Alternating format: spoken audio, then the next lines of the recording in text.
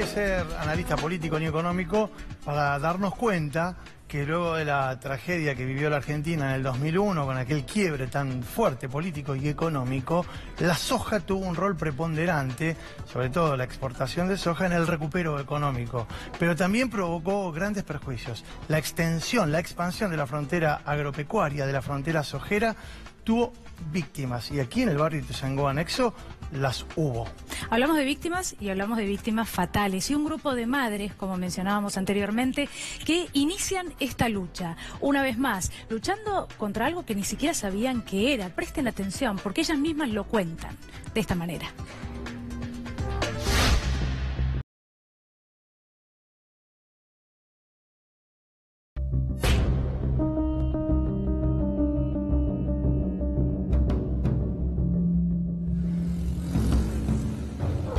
El boom sojero representó para la Argentina la posibilidad de un recupero económico luego de las sucesivas crisis que tuvo a lo largo de las últimas décadas. Pero para los habitantes del barrio Ituzaingó Anexo, aquí en la ciudad de Córdoba, la soja fue sinónimo de muerte. Hoy 24P volvió a 15 años de la aparición de los primeros casos de leucemia a recorrer las calles de este barrio, un barrio que luchó contra los agrotóxicos.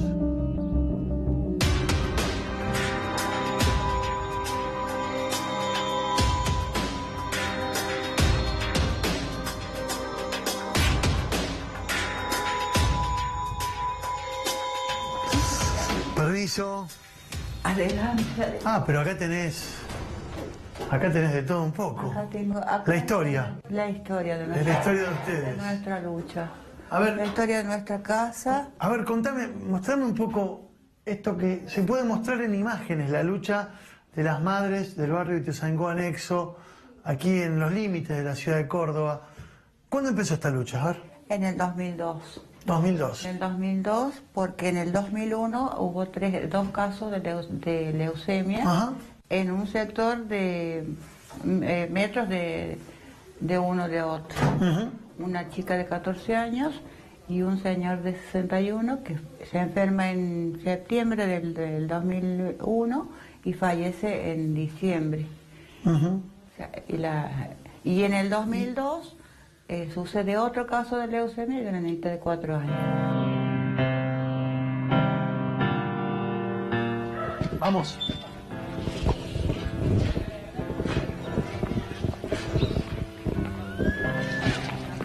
Hola, ¿cómo están? ¿Este lo vas a llevar vos? Sí. ¿Cómo están? Hola. Norma. Mauro, ¿cómo estás? Isabel. Isabel. Bueno, a ver, describamos. ¿Estamos en qué calle? ¿Cuál es esta? Felipe Lenard. Felipe Lenard. Y tenemos, cruzando aquella calle, todo ese barrio, antes era un campo.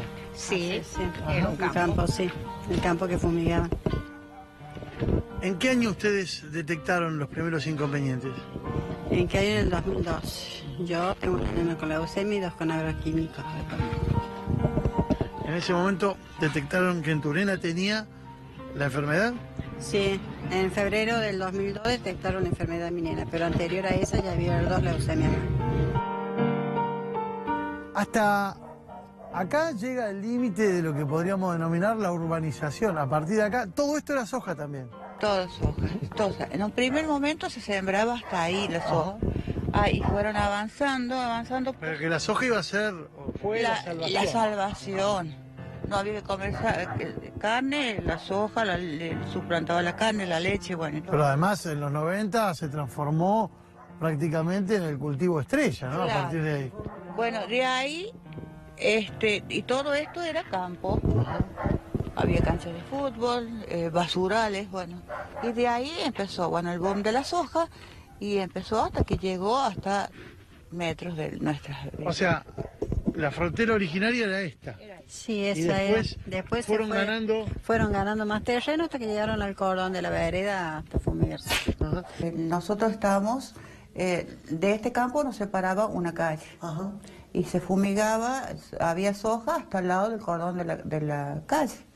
Entonces fumigaban la soja y nos fumigaban a nosotros. O sea que ustedes recibían permanentemente La fumigación, que una avioneta, me imagino. Con una avioneta, con mosquitos, y nosotros ni idea de que eran los chochos felices, porque los niños veían la máquina fumigar, la avioneta fumigar, y salían a correr a la avioneta.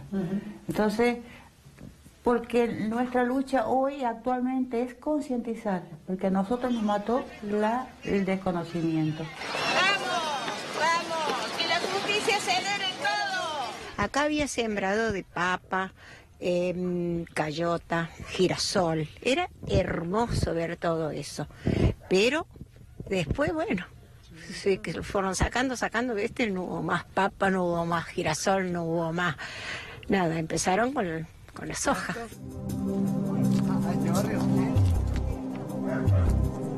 Nosotros teníamos la soja hasta acá. Hasta acá. O sea, ustedes... Acá, 25, 30 metros tu casa. En mi casa, y acá teníamos la soja. Hasta este cordón la soja. La avioneta venía fumigando desde allá. Imagínate, la deriva era fumigar, no había deriva, era fumigarlo directamente arriba. Pero nadie sabía de lo... Veíamos todo el campo verde, era una belleza verlo y... ¿Vos te sentías en un paisaje bucólico sin saber que los estaban matando? Lógico, porque de haber sabido, por eso es nuestra lucha, concientizar que son venenos que nos matan. Porque si nosotros hubiésemos sabido que esa agua, que no era agua bendita, que era veneno, que nos tiraban encima, hoy mi nieta estaría sana, Alberto estaría vivo, Norma no hubiese pasado con su hija lo que le pasó, porque lo hubiésemos sabido haber salido a impedir, como lo hemos hecho en el 2008, que no se fumigue más.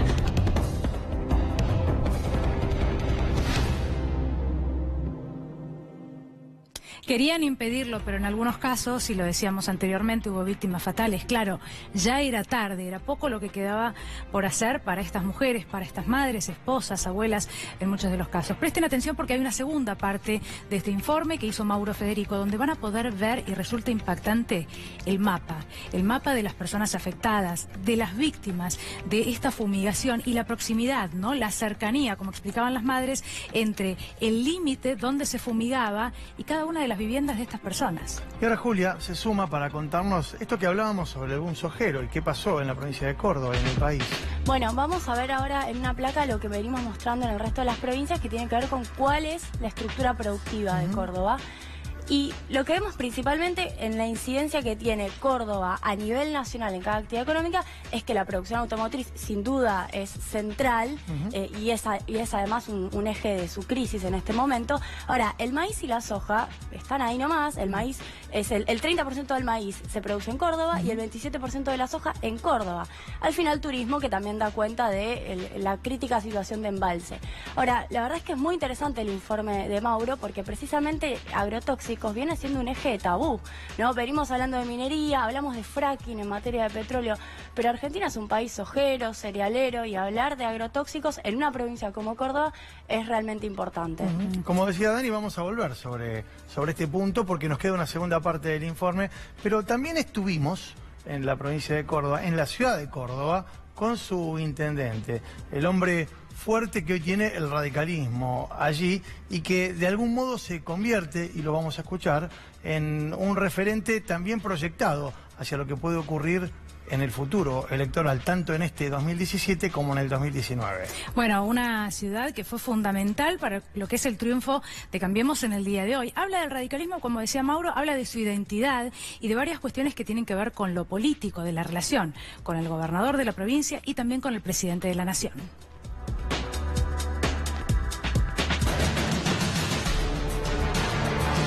Mencionamos al presidente Macri, usted mencionó también al gobernador Schiaretti. ¿Cómo es la relación suya con ambos? Yo no tengo que estar confrontando con las otras jurisdicciones. Con lo cual, más allá de poder compartir o no cuestiones ideológicas, programáticas o de acciones, junto al gobernador Schiaretti, junto al presidente Macri, nosotros tenemos una buena relación, tratamos de hacer cosas juntos. En esta ciudad tenemos más de 200 frentes de obra en este momento que estamos llevando adelante con obras de pavimentación, con obras de cloaca, pero de todas maneras Córdoba me parece que ha sido la cabecera de playa de Cambiemos. Allá en el año 2014, en noviembre, en la ciudad de Marcos Juárez, logramos un acuerdo con el sector que encabeza el presidente, con el PRO, y logramos de alguna manera empezar a caminar y a desandar el camino de lo que fue después la constitución por parte de mi partido. Yo soy radical en Gualeguaychú, para poder llegar a la interna abierta, la PASO, donde participó el ARI, la coalición cívica, la Unión Cívica Radical y el PRO. Esto permitió que el presidente haya ganado la interna, y una vez que el presidente se encolumnó con la bandera, nosotros acompañamos, y en ese sentido, bueno, más allá de las relaciones de fuerza y cómo está constituido el gobierno, y por ahí el radicalismo pide o pretende tener alguna injerencia mayor a la hora de poder tener la decisión con relación a algunas políticas, nosotros tenemos una muy buena relación con el gobierno del presidente, estamos trabajando muy alineados, entendemos que no hay plan B. Lo hemos planteado inclusive en términos partidarios. Nosotros tenemos que jugar fuertemente para tratar de superar esta instancia que vive la Argentina, pero fundamentalmente lo que nosotros también buscamos es que la identidad partidaria perdure. Nosotros tenemos un partido de muchísimos años, creemos que tenemos una fuerza política que está diseminada a lo largo y a lo ancho de la Argentina, y esa fuerza política tiene que ayudar a que el presidente pueda llevar adelante los cambios que la Argentina necesita. Y en esta ciudad sacó la mayor cantidad de votos en toda la Argentina. El 75% del electorado en la ciudad lo acompaña. Uno imagina que en eso tuvo mucho que ver el radicalismo, ¿no? Bueno, el radicalismo no solamente en Córdoba, sino en toda la Argentina. Si no hubiera tenido la maquinaria que tiene un partido de las características del nuestro, que en todas las ciudades tiene gente para fiscalizar, para controlar el comicio, para poder llevar adelante todo lo que está inmiscuido, vinculado a la cuestión electoral, se hace muy difícil pensar que el presidente hubiera logrado esto solo. ¿Usted imagina un presidente cordobés radical? Sí, ¿Vez? por supuesto que sí, por supuesto que sí. Estamos viviendo un tiempo bastante particular con relación a la política, porque la verdad es que en estos momentos es como que los partidos han quedado en un segundo plano. Y la construcción es más agonal, la construcción es más centrada en la persona. Así que esperamos acompañar este proceso, como le decía recién, de transición. Yo no descarto que tranquilamente podamos tener un candidato radical en el 2019, ¿por qué no?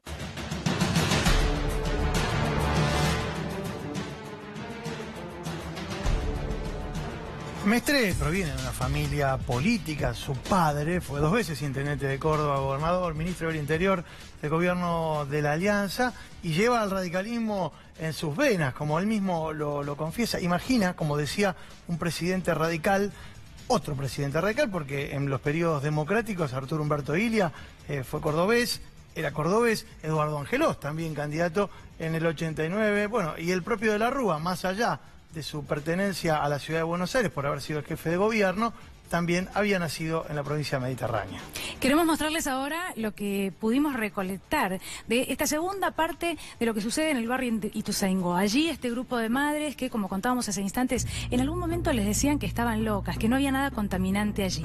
Pero presten atención, porque van a ver el mapa donde se encuentran en qué viviendas aquellas personas que sufren malformaciones, enfermedades gravísimas, e incluso hubo personas que perdieron la vida.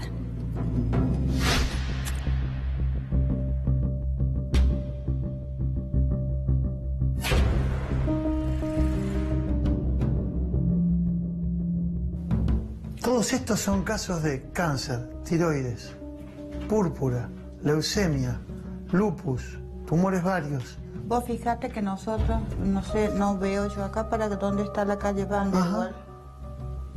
Sí. ¿Sabes?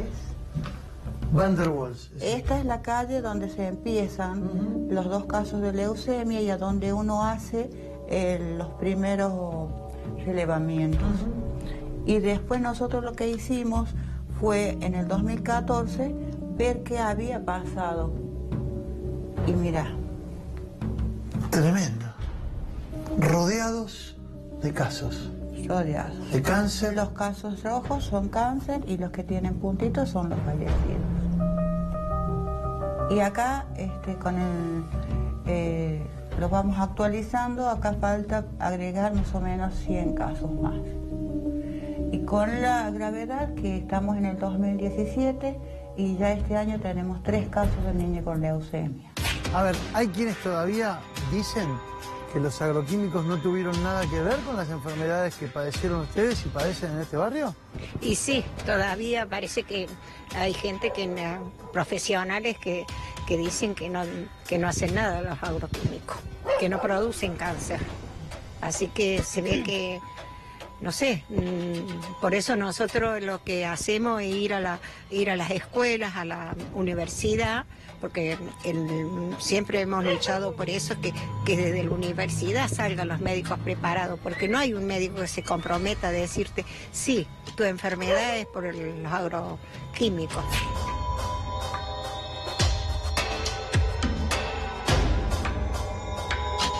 Y bueno, en esa época, cuando nosotros denunciábamos lo de la soja, cuando tomamos conocimiento de que la soja transgénica se la fumigaba con veneno, porque aunque el INTA diga que no hay que decir agrotóxico, entonces son venenos que matan, cuando tomamos conciencia y empezamos a impedir que nos envenenen, se presentan, se hace un relevamiento donde nos damos cuenta de la cantidad de casos de cáncer que había. Se presentan 38 querellas, que eso fue pasando de un lado para otro porque éramos las locas que estábamos en contra de la soja, que era la salvadora del mundo. ¿Qué fue de aquel juicio el que determinó la ilegalidad de las fumigaciones? ¿Alguien preso? ¿Quién pagó por eso? Nadie. Lamentablemente los que son responsables han resuelto, pero el juicio se hizo, digamos, al último eslabón en la cadena. Porque acá tendría que estar el Estado, tendrían que estar todos los que tuvieron en la época esa. No, lamentablemente están los últimos eslabones y son los que van a pagar, pero lamentablemente le dieron una sentencia, pero ahí andan libres todavía. O sea que eso es, pero aparte es lamentable que el Ricardo Fernández, el médico que tenemos como referente, nos diga esto, que el agrotóxico se va con el tiempo, pero ¿qué hacemos mientras tanto con los hijos nuestros que tienen ese agrotóxico? Mi hija se va a casar y me pregunta, ¿qué va a pasar conmigo? ¿Dónde estamos ahora? A ver, Norma, vos que está más.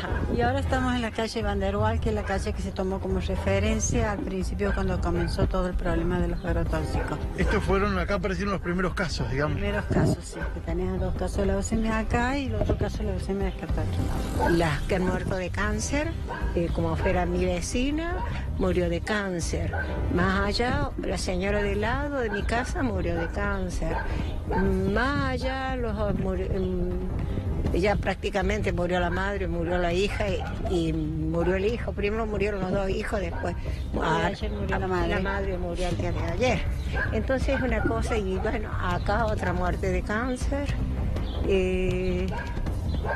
Todo esto lo que veíamos en el mapa, esos puntos rojos con el punto blanco en el medio. Sí, exacto, todo eso. Y para acá ni contarte toda la vereda del frente es prácticamente toda leucemia y cáncer. Leucemia, incluso ahora estamos padeciendo también, al lado de mi casa, una vecinita con leucemia. Entonces siguen los casos, no es que se terminó porque dejaron de fumigar. Entonces nosotros no podemos esperar que esto se termine cuando sabemos que hay personas que hoy pueden ser papá, pueden ser mamá, y que los riesgos van a sufrir las descendencias. Entonces, estamos hablando de malformaciones y en algún momento se tiene que cortar, pero ¿cómo? Investigando.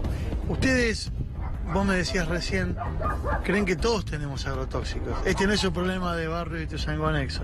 No, para nada. Ituzaingó Anexo quizás es el único barrio que tiene los estudios de suelo, de aire, de agua y de personas. Como ella decía Chabela recién, nosotros tenemos que comprobar que nos hace daño. Son ellos los que tienen que comprobar los que no nos hacen daño. Es al revés acá.